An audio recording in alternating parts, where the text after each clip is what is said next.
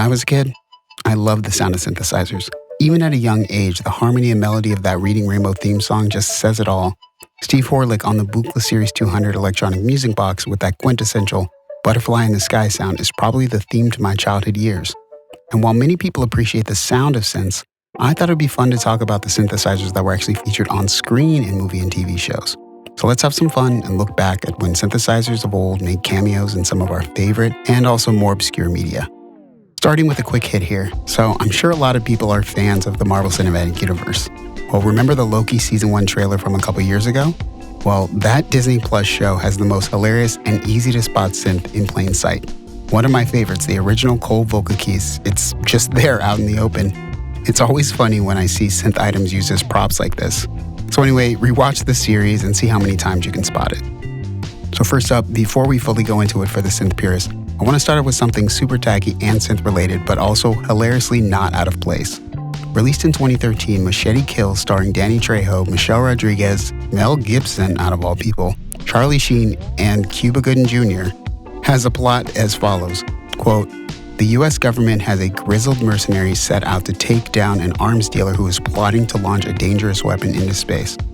Now, why is this tacky and synth-related? Well, eventually something does get launched, and guess what they used?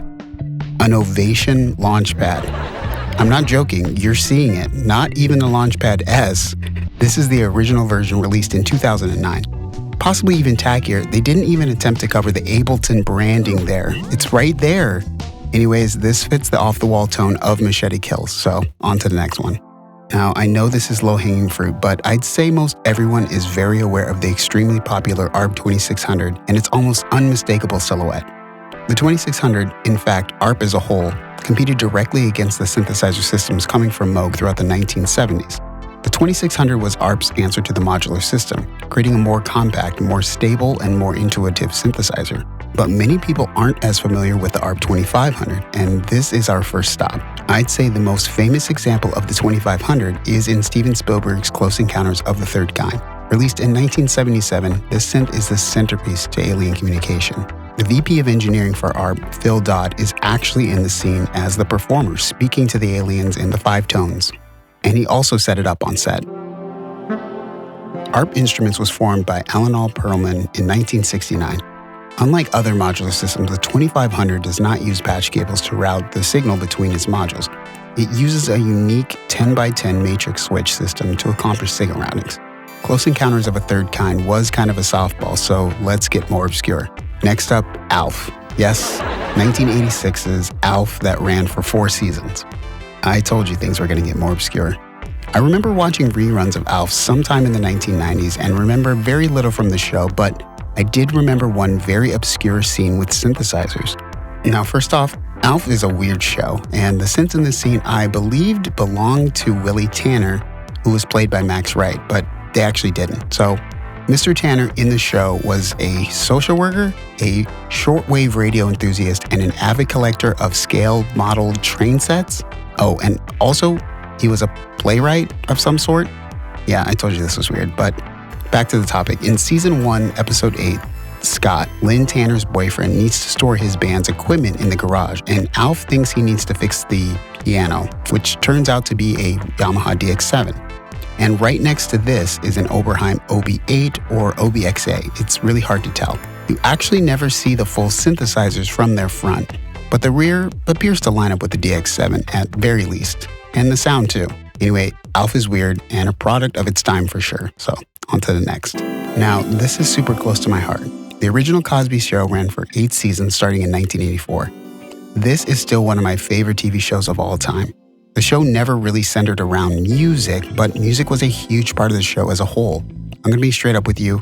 The original Cosby show has some of the most lit theme song instrumentals of all time. These were ever-changing throughout the series each season, and in my opinion, truly gave you a good feeling when you start the show from the jump. My favorite season's theme is the one from Season 4, which is actually performed by Bobby McFerrin, so check it out if you haven't. In Season 2, Episode 18, one of the most memorable episodes features the Cosby family randomly visiting Stevie Wonder's studio after his limo collided with Denise's car, etc., etc.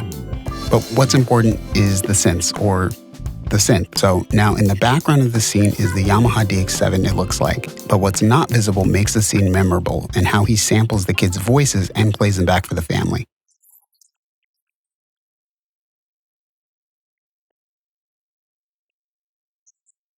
Stevie Wonder actually demonstrates his Synth Clavier too. And apparently at the time, this cutting-edge sampling workstation could cost up to $200,000. Now, I wasn't alive to see this episode air, but I wonder if at the time, seeing this, people were in awe. My favorite episode is actually the Gordon Gartrell episode, but that's a story for another day. The 1986 film, Howard the Duck. Now, I remember this movie, but maybe not for the reasons you think. So, when Blockbuster Video still existed, I remember going and seeing this VHS cover art for the movie and thinking, a duck superhero or something. That's totally right up my alley as a 5-year-old. But my mom actually let me rent it, and let me tell you, this movie was weird and totally not what I expected. Anyways, Howard the Duck has some music scenes in it, and there's a live performance at the end with a guitar, but that's not the synth Easter egg. In a random scene at Howard's apartment, he strolls around a synth and a drum machine. Yeah, it's the Roland TR-707 that released in 1985.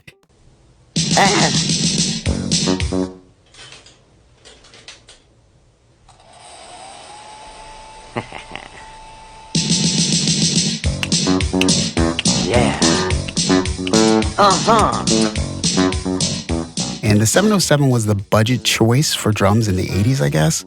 And I read somewhere that it's a great source of cheap 909 samples since the kick and snare are almost identical.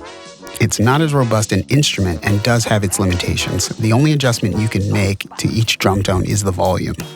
Now, the synth next to it, I honestly can't make out. It's small, but it's also polyphonic, so maybe somebody can tell me in the comments section what that synth is. Anyways, this is still a weird movie to me, so yeah. Hey guys, what's up? So it's been a while. I did just want to say my new album, Like Father, Like Son, is available on Bandcamp. Check it out. It's dedicated to my father as he goes through his battle with dementia. But I haven't really talked to you guys lately. Anyway, the channel is probably as different as it's ever been.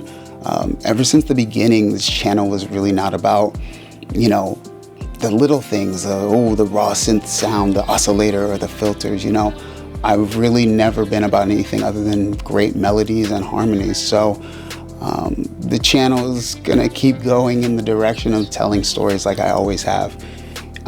I really do appreciate everybody who's stuck around, all the people who listen to my music. It's the same old guy. So like, subscribe, Instagram, Twitter. I'm out.